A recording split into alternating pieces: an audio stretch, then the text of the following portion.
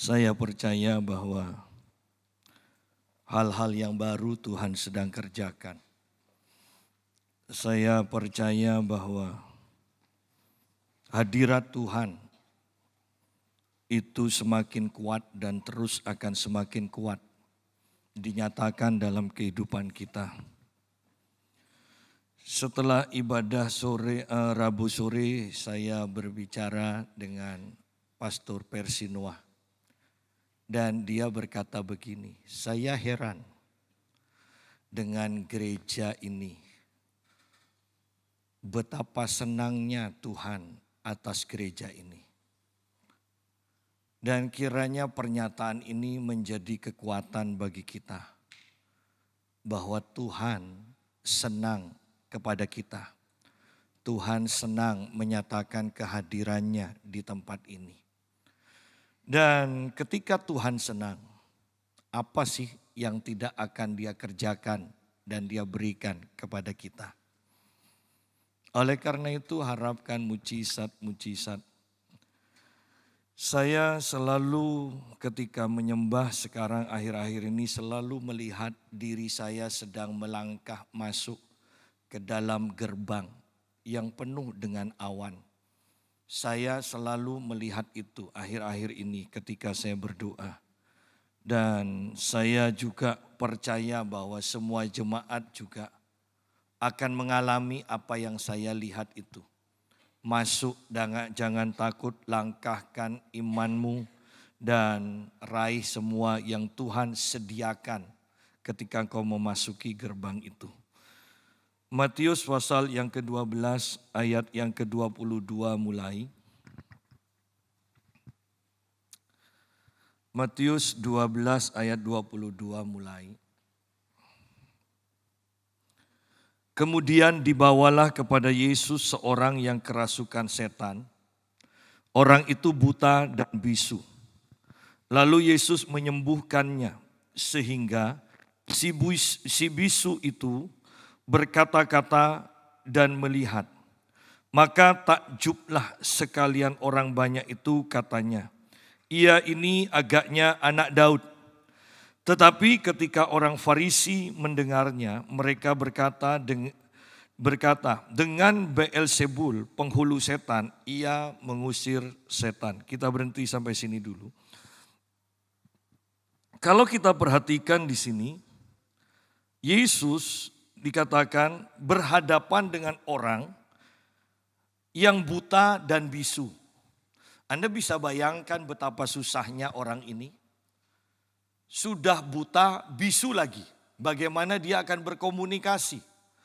Bukankah dia sama aja dengan robot yang tidak ada kehidupan? Ya. Kalau bisu masih bisa melihat, masih mending. Buta bisa bicara, mending. Ini buta, bisu lagi. Loh, untuk apa dia hidup? Dan orang seperti ini sekarang ada di hadapan Tuhan Yesus. Dan kalau kita melihat hal ini, buta dan bisu.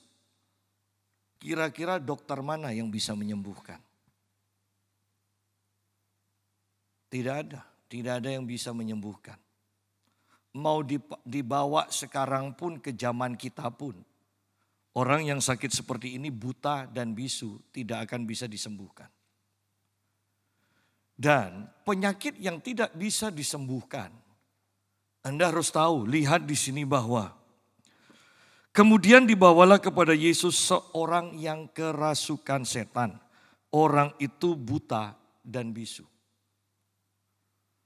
Bahwa banyak penyakit bahkan saya percaya 90% lebih.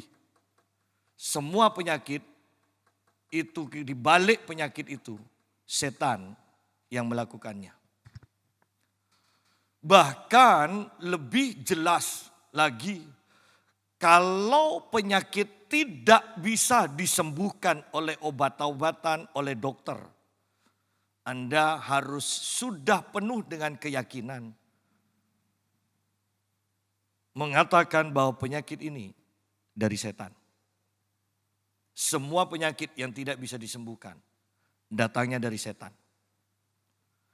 Jangan sampai kita mengatakan ini dari Tuhan supaya saya semakin rendah hati dan berharap bergantung pada Tuhan. Jangan. Ya.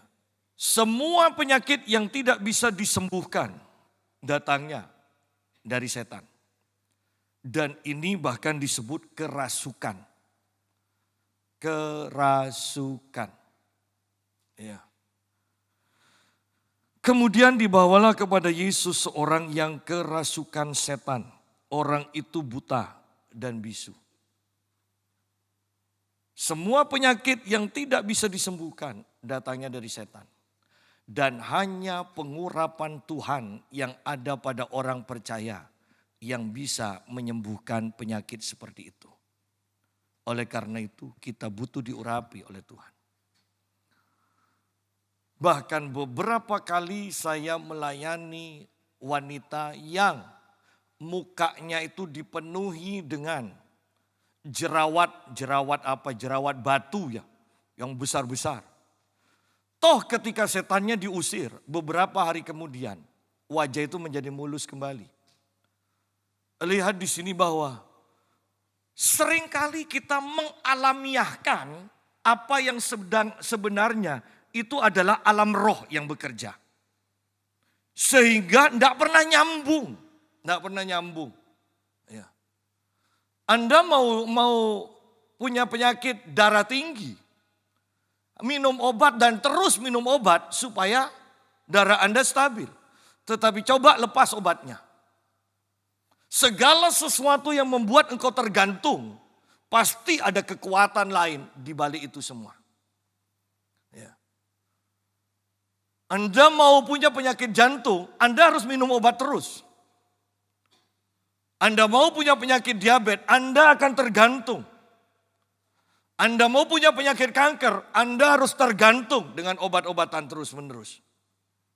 Dan di balik itu semua, saya percaya bahwa roh jahat yang melakukannya. Dan itu hanya bisa ditengking ketika roh jahatnya keluar, penyakitmu sembuh. Sidang jemaat.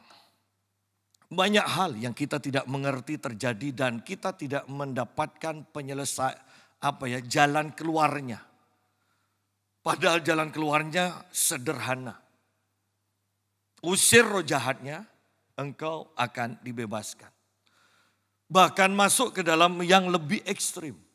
Ada orang sudah berusaha. Tetapi kok gagal terus. Karena ada roh jahat di balik itu semua. Ya.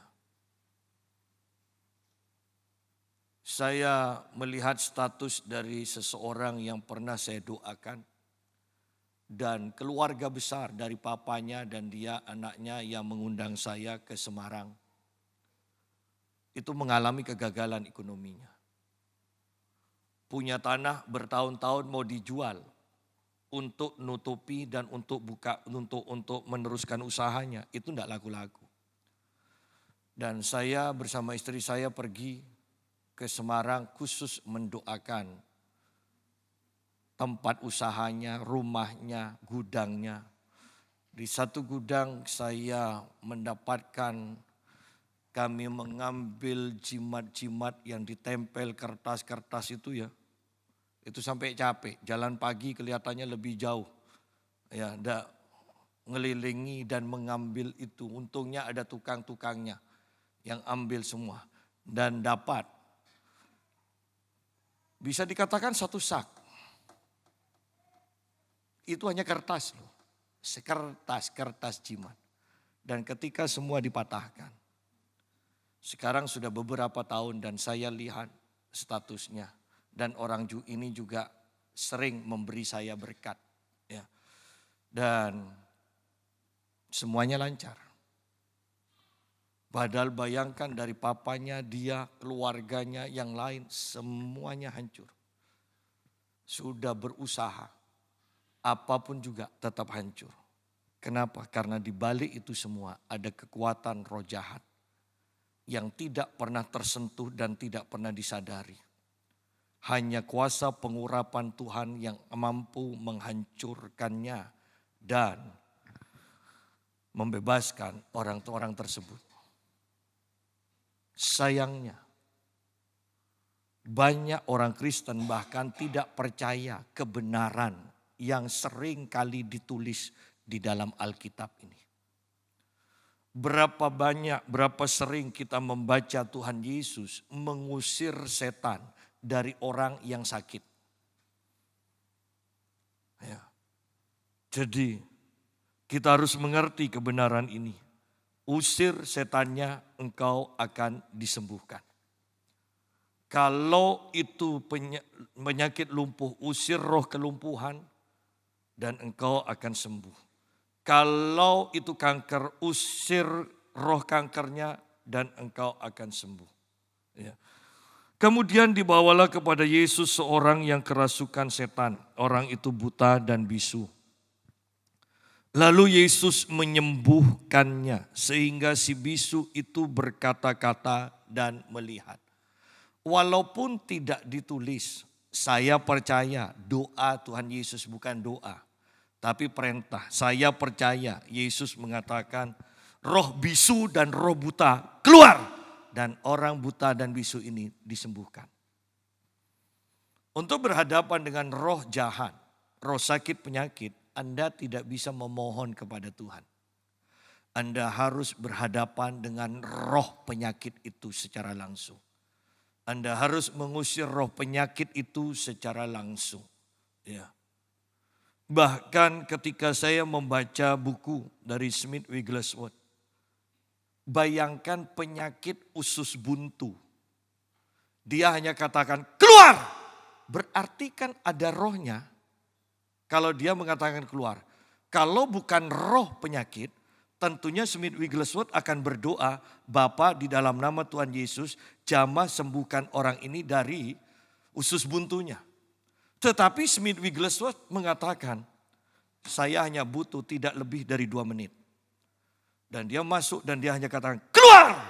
Dan orang ini langsung bangkit. Dokter langsung sentuh tekan penyakitnya itu dan orang ini disembuhkan. Sidang jemaat, banyak hal yang harus kita pelajari dan mengerti.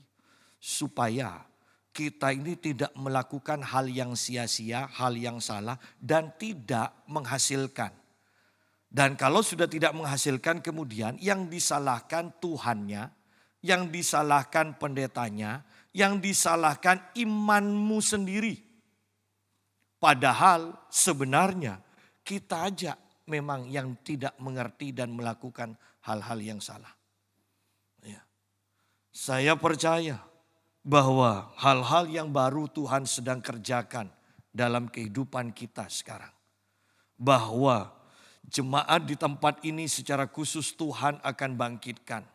Praktekkan kebenaran ini, Anda akan merasa bergairah karena melihat hasil yang akan engkau mulai dapatkan. Baik dengan penyakit, baik dengan keuangan, baik dengan apapun juga yang kau sudah doakan bertahun-tahun dan tidak berhasil. Ubah doamu. Engkau harus berhadapan dengan roh-roh jahat di balik itu semua. Ya. Dan kita akan mengalami kemenangan. Ayat 23, maka takjublah sekalian orang banyak itu katanya, ia ini agaknya anak Daud. Tetapi ketika orang Farisi mendengarnya mereka berkata dengan Beelzebul, penghulu setan, ia mengusir setan. Sidang jemaat, ketika kuasa Allah dinyatakan pasti ada kontroversi. Jangan putus asa ketika disalahpahami. Jangan putus asa ketika difitnah. Ya. Saya bahkan ingat ketika awal-awal saya belajar bernubuat. Beberapa jemaat mengatakan itu bukan dari Tuhan, itu setan. Apalagi ketika saya berhadapan dengan nubuatan dari gereja-gereja besar di Surabaya, di Jakarta. Yang semuanya, hampir semuanya mengatakan tahun multiplikasi. Tahun berkat berkelimpahan dan sebagainya. Dan saya mengatakan tahun badai. Dan beberapa orang mengatakan Pak Yusak sesat. itu bukan dari setan, bukan dari Tuhan. Orang pendeta-pendeta besar aja, nubuatannya itu tahun kelimpahan. Kok Pak Yusa menubuatkan tahun badai? Dan ketika yang terjadi tahun badai, diam, tidak ada pertobatan. Perhatikan di sini, jangan berpikir diam itu bertobat. Engkau tetap ada di dalam kesalahanmu ketika engkau diam. Ketika engkau tahu engkau salah, engkau harus bertobat. Kita harus bertobat. Kalau tidak, engkau tetap ada di posisimu dan semakin tenggelam, semakin tenggelam. Ya. Jadi ingat, untuk mendapatkan kuasa Allah tidak mudah. Untuk bergerak dengan kuasa Allah dan melihat hasilnya juga tidak mudah. Artinya, lihat, bukankah Yesus sudah mendemonstrasikan kuasa Allah? Dia melakukan kebaikan. Ada orang yang diuntungkan. Ada orang yang merasa senang. Bahkan mungkin seluruh keluarga dari orang buta bisu ini senang. Tetapi ingat, ada juga yang tidak senang. Bahkan bukan hanya tidak senang, memfitnah. Dikatakan yang memfitnah orang-orang agamawi. Artinya orang-orang yang terpandang dalam agama. Ya. Tetapi ketika orang Farisi mendengarnya, mereka berkata, dengan Beelzebul, penghulu setan, Yesus mengusir setan. Ini perkataan orang-orang yang anggaplah lebih senior, ya kan? Lebih senior dari Tuhan Yesus. Ini orang-orang Farisi. Bukankah Yesus masih umur 33 tahun? Ya, anggap 33 tahun, 30 sampai 33 tahun. Sedangkan kalau sudah orang Farisi itu minimal umur 40 tahun. Minimal. Biasanya pun jarang umur 40 tahun, di atas itu. Ya. Sehingga Paulus itu adalah orang jenius. Ketika dia masih muda, dia sudah masuk ke dalam kalangan orang Farisi ini. Khusus untuk Paulus itu orang jenius. Ya. Nah, di sini para seniornya mengatakan, dengan Beelzebul, penghulu setan, ia mengusir setan. Anda bisa bayangkan, kalau kita tidak siap, kan yang saya mau katakan begini. Kita lagi senang-senangnya melihat kuasa Allah, dan orang yang lebih senior dari kita menjatuhkan kita. Itu kalau tidak siap kerohaniannya. Mungkin kita akan mengatakan, sudah, saya tidak mau pelayanan lagi. Orang saya tidak ada maksud apa-apa. Saya hanya mau melakukan kebaikan. Saya hanya mau melakukan firman Tuhan. Disalahpahami, dicurigai, iri hati. Sudah, daripada tengkar saya tidak pelayanan lagi. Akhirnya kita meninggalkan pelayanan. Bukankah sebenarnya kita kalah? Kita mau masuk pelayanan. Ingat, jangan gampang kecewa. Kalau Anda masih gampang kecewa, jangan pelayanan dulu. Anda akan hancur di tengah-tengah pelayanan. Bukan karena dosa. Kita tidak siap menghadapi serangan yang bertubi-tubi. Ya. Sidang jemaat. Yesus pun difitnah dengan Beelzebul, penghulu setan. Ia mengusir setan dan ia memfitnah orang Farisi, orang yang beragama, orang yang dipandang kudus. Ayat 25. Tetapi Yesus mengetahui pikiran mereka, lalu berkata kepada mereka, setiap kerajaan yang terpecah-pecah pasti binasa, dan setiap kota atau rumah tangga yang terpecah-pecah tidak dapat bertahan. Demikianlah juga kalau iblis mengusir iblis, ia pun terbagi-bagi dan melawan dirinya sendiri. Bagaimanakah kerajaannya dapat bertahan? Nah, beberapa kebenaran dari dua ayat ini kita bisa ambil. Dikatakan ayat 25, setiap kerajaan yang terpecah-pecah pasti binasa. Dan setiap kota atau rumah tangga yang terpecah-pecah tidak dapat bertahan. Jadi Yesus sedang mengajarkan betapa pentingnya hidup di dalam persatuan dan kesatuan. Ya. Jangan perang sendiri. mau gereja, mau keluarga, mau perusahaan. Baiklah Anda mengatakan toko aja, toko. Bukankah hanya beberapa orang? Tetapi ketika hanya beberapa orang, sudahlah.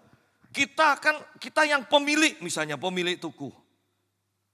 Tapi kalau karyawan yang 2 atau 3 saja itu saling menjelekkan, toko itu akan hancur. Ya, toko itu akan hancur. Betapa pentingnya kesatuan. Ya, pelajaran yang pertama, betapa pentingnya kesatuan.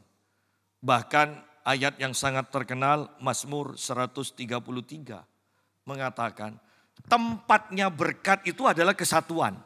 Wadahnya, bejana dari berkat itu adalah kesatuan.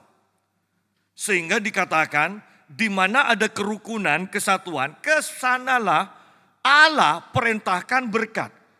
Jadi kesatuan itu tidak secara otomatis akan membuat kita itu diberkati. Tetapi kesatuan itu adalah daerah wilayah di mana nanti Tuhan yang akan kirimkan berkatnya. Ya. Jadi sekalipun kita minta berkat, ketika kita minta lawatan Tuhan, kalau tidak ada persatuan, Tuhan mau kirim tapi tempatnya tidak ada. Bejananya tidak ada. Tempatnya atau bejananya adalah di mana ada kesatuan. Ya. Sidang jemaat, banyak orang takut ketika jemaat pindah. Tetapi percayalah, selama hati kita murni, ada orang yang pindah karena memang orang itu bukan bagian yang ditetapkan. Seandainya itu dipertahankan, itu akan menimbulkan pertengkaran sehingga Tuhan tidak bisa mengirimkan berkat kehidupannya kepada kita. Ya. Jadi kita harus mengerti kebenaran ini. Kemudian ayat 26 mengatakan begini, demikianlah juga kalau iblis mengusir iblis, ia pun terbagi-bagi dan melawan dirinya sendiri. Bagaimanakah kerajaannya dapat bertahan? Ada pendeta-pendeta yang mengatakan bahwa iblis itu selalu bermusuhan. Selalu ingin mengalahkan satu dengan yang lain. Beberapa pengajaran itu seperti itu. Tetapi saya dari ayat ini, kita bisa ambil pengertian bahwa kerajaan iblis tidak pernah terpecah. Justru sampai saat ini gereja yang terpecah-pecah. Ya.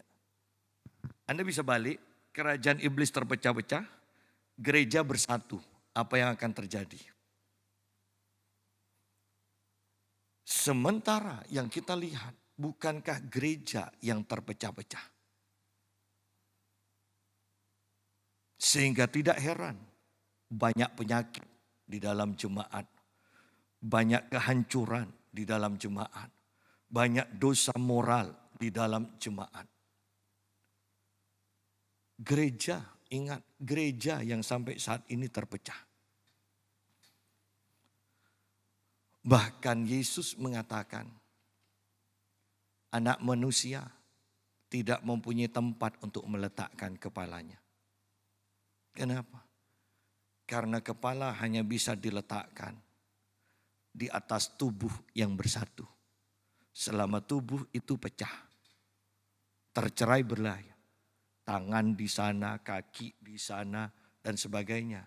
Secara otomatis kepala tidak mempunyai tempat untuk meletakkannya. Jadi jangan kita berpikir, oh iya iblis terpecah, iyalah sifatnya iblis ingin mencapai tempat teratas, pasti saling goyang, saling. Oh tidak. Iblis hanya mempunyai satu tujuan. Untuk menggoyang tahta dari raja di atas segala raja. Anda bisa bayangkan orang mempunyai, sekelompok orang mempunyai satu tujuan. Wow, itu adalah kekuatan yang besar. Kalau kita gereja tidak mempunyai satu tujuan juga, maka gereja tidak punya kekuatan yang besar. Gereja harus tahu tujuannya apa. Tujuannya untuk meninggikan Yesus, tujuannya untuk memuliakan Yesus. Itu saja. Setan punya satu tujuan untuk menggoyang tahta pemerintahan Kristus. Ya. Sehingga kerajaan iblis ini adalah kerajaan yang kuat.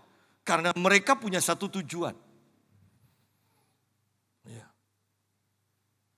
Dan kalau kita pelajari lebih lagi.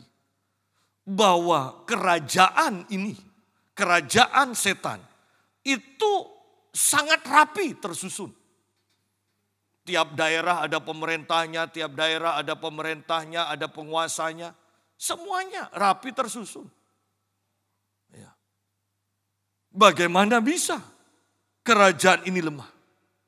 Sehingga di sini kemudian kita lihat, kalau kita lompat, dikatakan ayat 29, atau bagaimanakah orang dapat memasuki rumah seorang yang kuat dan merampas harta bendanya apabila tidak diikatnya dahulu orang kuat itu.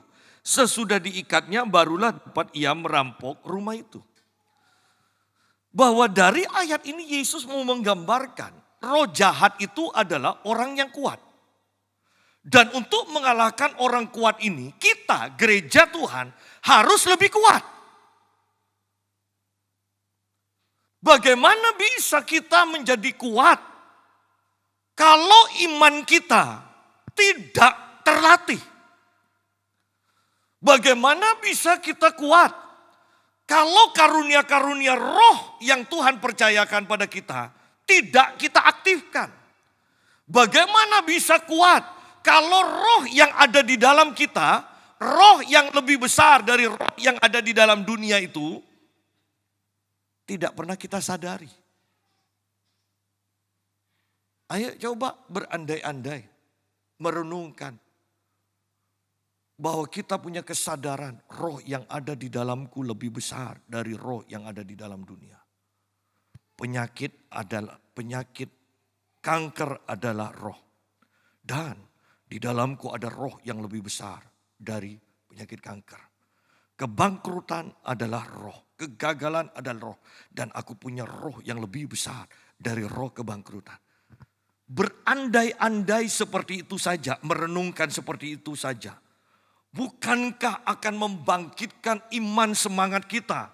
Dan secara otomatis manusia roh kita akan terasa membesar sedemikian rupa. Itu adalah modal untuk menjadi lebih kuat dari yang kuat. Tetapi seringkali kelemahan orang Kristen itu tidak mau merenungkan apa yang Tuhan katakan, apa yang Tuhan janjikan, apa yang Tuhan berikan. Itu tidak pernah direnungkan, tidak pernah disadari. Itu loh. Sehingga kita menjadi orang yang tidak bisa apa-apa. Ya. Anda bisa bayangkan orang tua kita atau kakek kita meninggal dan dia memberikan satu buku. Ya, menjadi warisan dan diberikan, ini ya pegang ya, kalau ada apa-apa, kalau sudah terdesak, kalau memang diperlukan, pakai ini. Dan kemudian kita simpan itu, tidak pernah kita buka. Kita simpan itu. Ketika kita anak mau kuliah, tidak punya uang, kita minjem sana sini, minjem sana sini. Ketika mau ngontrak rumah, pinjem sana, pinjem sini. Pada akhirnya kena penyakit kanker. Sudah tidak ada lagi yang bisa dipinjam. Ingat, ada pesan dari kakek. Kalau memang sudah terdesak, memang diperlukan, pakai. Ketika dibuka, wow, seharusnya kan mulai dulu. Nah kan, seharusnya kan mulai dulu. Jujur, bukankah kehidupan kekristenan kita seperti ini? Yang repot lagi, setelah tahu itu, tidak tahu cara mencairkannya. Itu kan lebih repot lagi. Padahal sedang kejar-kejaran sama penyakit kanker stadium akhir. Ya. Jadi sidang jemaat, ini loh gereja. Seperti ini.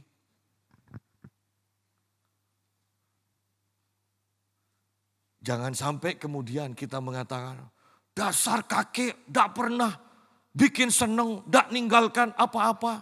Tuh kan sama kan? Penyakit ini memang Tuhan itu kejam. Masa penyakit seperti ini diizinkan terjadi, dialami olehku?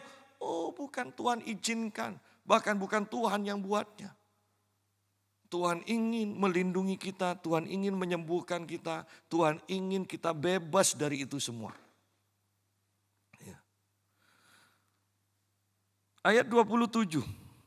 Jadi jika aku mengusir setan dengan kuasa Beelzebul, dengan kuasa siapakah pengikut-pengikutmu mengusirnya? Sebab itu merekalah yang akan menjadi hakimmu. Secara sederhananya, aku tidak mengusir setan dengan kuasa Beelzebul.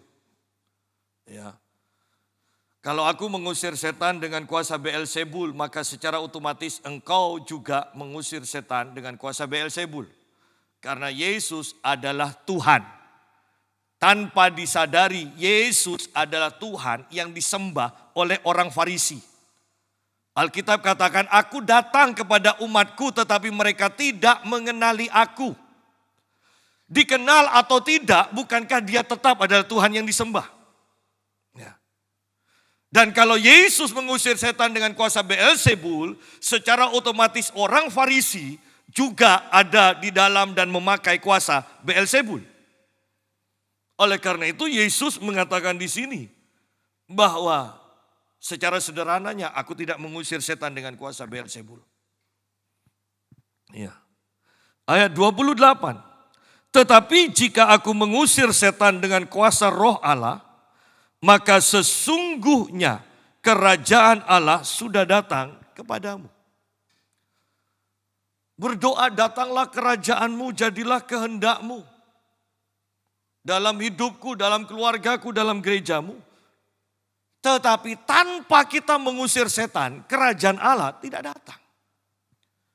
Karena kerajaan Allah terdiri dari kebenaran, damai sejahtera, sukacita oleh Roh Kudus. Selama kita terikat dengan kuasa roh-roh jahat, tidak ada kebenaran. Tidak ada damai.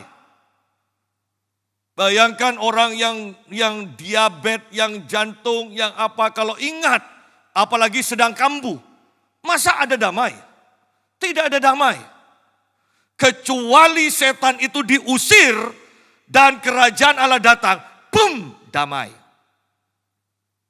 Ketika engkau sembuh, ketika engkau sehat, engkau baru menyadari, ini loh hidup dalam kebenaran Allah. Ini loh rasanya damai. Ini loh kita bisa bersukacita dengan bebas. Tetapi selama ada ikatan, engkau tidak akan bisa merasakan hidup dalam kebenaran Allah. Engkau tidak akan bisa merasakan hidup dalam damai sejahtera Allah. Engkau tidak akan bisa merasakan hidup dalam sukacita Allah yang sebenarnya. Setan harus diusir, setan harus dihancurkan. Baru kerajaan Allah akan menguasai kita sepenuhnya. Ingat pernyataan ini. Tetapi jika aku mengusir setan dengan kuasa Roh Allah. Kalau setan sudah diusir dan pergi. Sesungguhnya kerajaan Allah sudah datang kepadamu. Artinya kita harus berperang. Kita harus berperang. Oleh karena itu, saya datang terlebih dahulu sebelum ibadah mulai. Adi datang terlebih dahulu, Ibu Wati datang terlebih dahulu, kau pun datang terlebih dahulu, istri saya datang terlebih dahulu untuk berdoa. Berdoa, mengusir setan, mendatangkan kerajaan Allah. Supaya ibadah bisa menikmati, engkau mengalami kelepasan. Memangnya mudah nyanyi sambil angkat tangan? Kalau kita belum dibebaskan, kita tidak bisa memuji sambil angkat tangan. Memangnya mudah menyanyi dengan suara keras, sedangkan suara kita tidak enak. Kalau belum kita dibebaskan secara roh. Anda tidak bisa membuka mulut dengan lebar untuk memuji Tuhan. Engkau tidak akan berani mengatakan haleluya puji Tuhan. Karena engkau terikat. Karena gedung ini masih dikuasai oleh roh jahat. Sehingga engkau tidak mengalami kebebasan di dalam memuji menyembah Tuhan. Bahkan untuk mendengar suara Tuhan engkau mengalami ketidaksejahteraan. Engkau tersinggung. Engkau tidak setuju dengan firman yang disampaikan. Engkau mempunyai alibimu sendiri. Engkau membela diri. Engkau menyalahkan yang berkhotbah. Kenapa? Karena kuasa jahat itu masih ada di ruangan ini. Karena kuasa roh jahat itu masih ada di dalam hati kita. Dan itu belum diusir keluar. Sidang jemaat. Kita butuh perang dengan roh jahat. Usir setan dari dalam diri kita. Usir setan dari gedung gereja kita. Baru kerajaan Allah akan dinyatakan. Ada kebenaran, ada damai sejahtera, ada sukacita oleh Roh Kudus. Dan kalau Roh Kudus hadir, dikatakan, maka ada kemerdekaan. Engkau akan merdeka dari penyakitmu. Engkau akan merdeka dari pikiran-pikiran jahatmu. Engkau akan merdeka dari kebangkrutanmu. Engkau akan merdeka dari segala kegagalanmu. Karena di mana ada Roh Allah, di sana ada kemerdekaan. Sidang jemaat, saya percaya Roh Kudus sedang bekerja dengan kuat di dalam kita masing-masing. Saya percaya terobosan demi terobosan sedang terjadi. Ayat 29. Atau bagaimanakah orang dapat memasuki rumah seorang yang kuat dan merampas harta bendanya apabila tidak diikatnya dahulu orang kuat itu. Sesudah diikatnya barulah dapat ia merampok rumah itu. Siapa tidak bersama aku, ia melawan aku.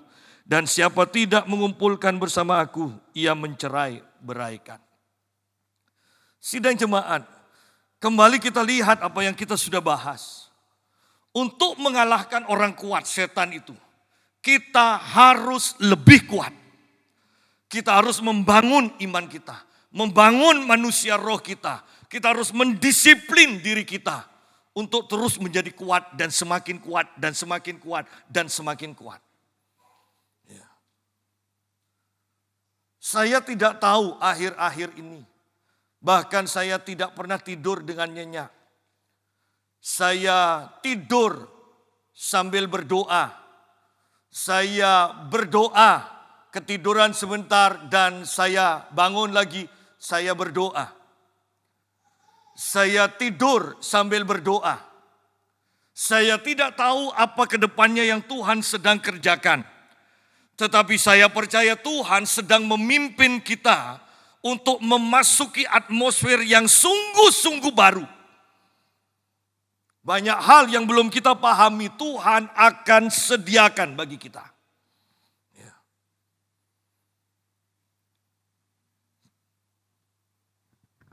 Kita harus sungguh-sungguh membangun diri kita.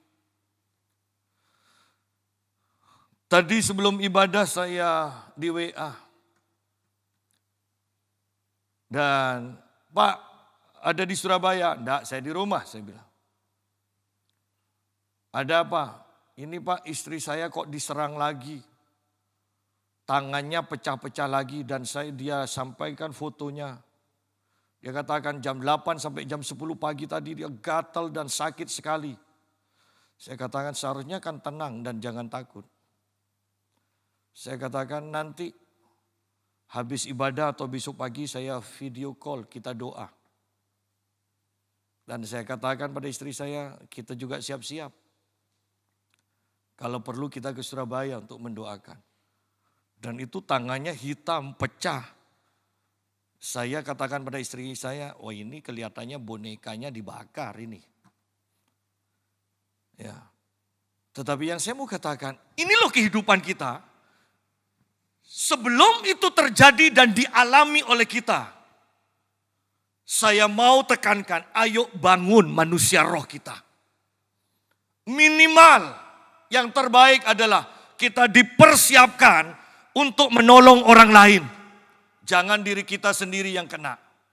Kita jemaat GPPS dipersiapkan untuk menolong orang lain yang diserang, yang diikat oleh roh jahat, yang diikat oleh orang kuat itu. Sehingga kita harus lebih kuat dari orang kuat itu. Kita harus lebih kuat.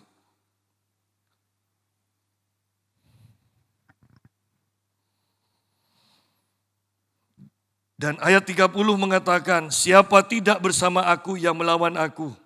Dan siapa tidak mengumpulkan bersama aku yang mencerai-beraikan.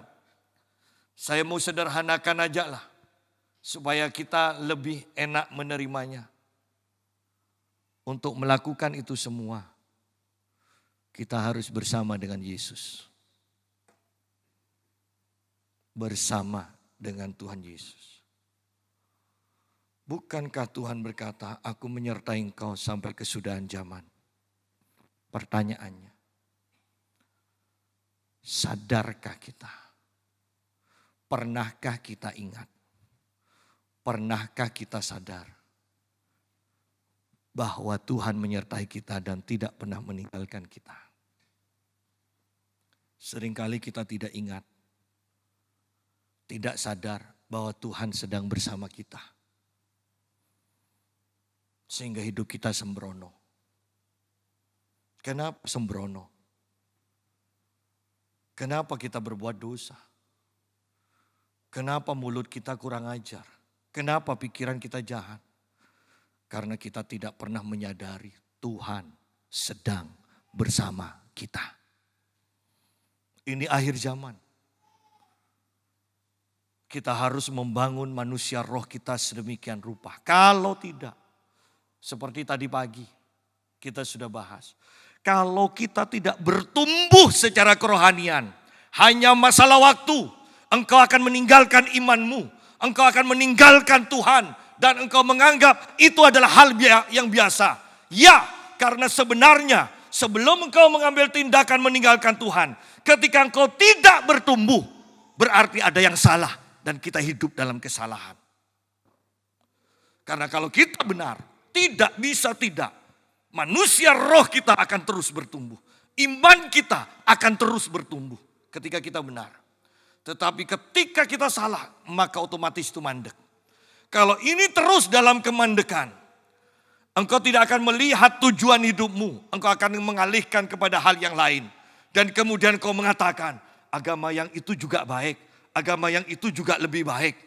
Sidang jemaat, karena mulai dulu engkau sudah disesatkan oleh setan itu.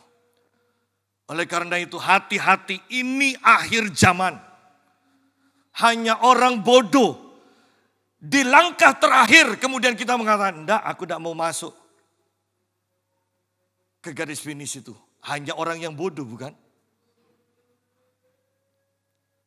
Setelah sekian ratus meter, setelah sekian kilo, dan kita hanya tinggal satu langkah, dan kita katakan, enggak, aku tidak mau. Tidak ada ayat yang mengatakan dari semua tokoh agama bahwa dia datang dari atas. Hanya Yesus di dalam Injil Yohanes dikatakan, dia datang dari atas, dan yang datang dari atas adalah di atas segala-galanya. Tidak ada yang lain. Anda boleh pelajari semua kitab suci. Hanya satu ayat yang mengatakan bahwa Yesuslah satu-satunya yang datang dari atas. Dan hanya yang datang dari atas, oleh karena itu dia kembali ke atas. Dia tidak harus dikuburkan di bumi ini. Kenapa? Karena dia datang dari atas. Dan dia harus kembali ke atas. Adalah orang bodoh yang meninggalkan Yesus. Karena hanya Yesus yang bisa membawa kita naik ke atas. Ingat itu. Ayat yang ke-31. Sebab itu aku berkata kepadamu, segala dosa dan hujat manusia akan diampuni, tetapi hujat terhadap Roh Kudus tidak akan diampuni. Lihat, semua hujat akan diampuni. Yang mengatakan Yesus bukan manusia, bukan Allah, itu akan diampuni kalau mereka sadar, kalau mereka bertobat, akan diampuni. Tetapi yang menghujat Roh Kudus itu tidak akan diampuni. Kenapa? Karena yang menghujat Roh Kudus hanyalah orang yang sudah lahir baru. Orang yang belum lahir baru di luar Kristen tidak kenal Roh Kudus. Hanya orang Kristen yang tahu Roh Kudus. Dan hanya orang Kristen yang tahu bahwa ketika Roh Kudus bekerja, mujizat akan terjadi, kelepasan akan terjadi, kesembuhan spektakuler akan terjadi, hal-hal yang di luar jangkauan akan terjadi. Kalau itu terjadi dan kita mengatakan itu dari setan, itu penghujatan. Itu sesat, padahal Roh Kudus yang mengerjakan. Maka selamanya di sini dikatakan engkau tidak akan diampuni. Engkau tidak akan diampuni. Bukankah Yesus melakukan pekerjaan ajaib dan dia dikatakan itu kuasa Beelzebul. Dan Yesus mengatakan siapa yang menghujat pekerjaan Roh Kudus tidak akan diampuni. Ayat 32 mengatakan apabila seorang mengucapkan sesuatu menentang anak manusia. Orang di luar Kristen bisa menentang anak manusia, menentang Yesus. Ia akan diampuni kalau dia sadar dan bertobat. Tetapi jika ia menentang Roh Kudus, kan Roh Kudus ada di dalam kita. Bagaimana kita bisa menentang Roh Kudus? Artinya bahwa di dalam kita sekarang tidak ada Roh Kudus. Baru kita bisa menentang Roh Kudus. Artinya tidak semua orang Kristen pada akhirnya setelah menjadi orang Kristen bertahun-tahun, ketika engkau tidak bertumbuh, jangan-jangan Roh Kudus sudah meninggalkan kita. Sehingga kita sampai dalam taraf kita menentang Roh Kudus.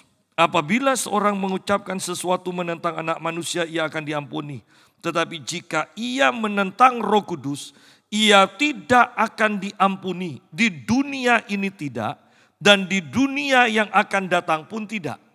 Coba bandingkan dengan Markus 3 ayat 29. Ini lebih sederhana tetapi lebih mudah dimengerti.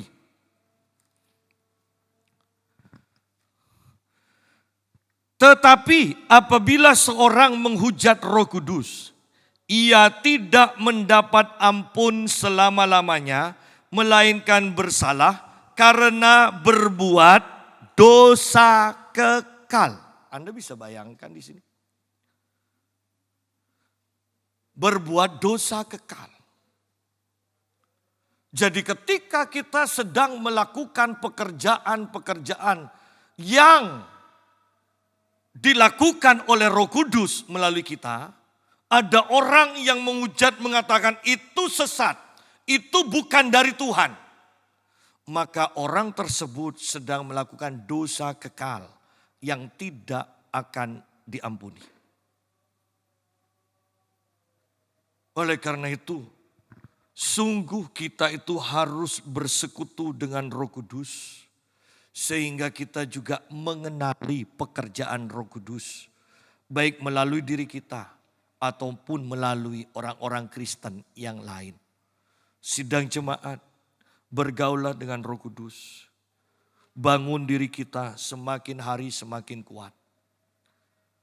Karena ada orang-orang yang membutuhkan pertolongan kita. Ada orang-orang yang membutuhkan pertolongan kita. Bagaimana kalau ketika kita ada di hadapan mereka dan kita tidak berdaya? bukankah akan menyedihkan kita? Mari kita berpikir kita hidup bukan untuk diri kita sendiri. Kita hidup untuk Tuhan. Kita hidup untuk menjadi berkat bagi orang lain. Dan untuk menjadi berkat bagi orang lain, tidak bisa tidak. Kita harus membangun diri kita. Sedemikian rupa. Anda yang ingin menjadi berkat dalam hal pemberian, keuangan segala macam. Bukankah kita harus bekerja lebih keras lagi? Kenapa engkau bekerja lebih keras lagi? Kan sudah cukup. Iya cukup untuk keluargaku. Tapi kan aku ingin menjadi berkat untuk yang lain. Aku harus kerja lebih keras supaya aku bisa memberi lebih banyak dan kepada lebih banyak orang. Sama kok dalam mengusir setan pun seperti itu. Kita harus membangun manusia roh kita. Supaya kita bisa melepaskan orang-orang yang terikat. Kita harus menjadi lebih kuat. Dan yang terpenting kita menyadari. Roh di dalam kita lebih besar dari roh yang ada di dalam dunia. Roh yang ada di dalam kita lebih besar dari roh diabetes. Roh yang ada di dalam kita lebih besar dari roh penyakit jantung.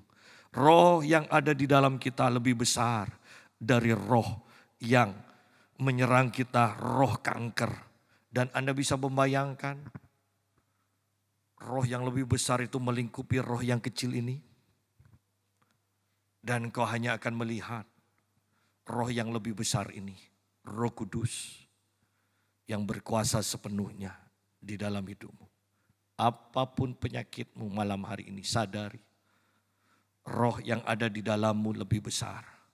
Engkau bisa berkata kepada penyakit itu, kepada roh yang mendatangkan penyakit itu, keluar dari hidupku dan kau akan disembuhkan. Pasti disembuhkan. Mujizat sedang terjadi saat ini.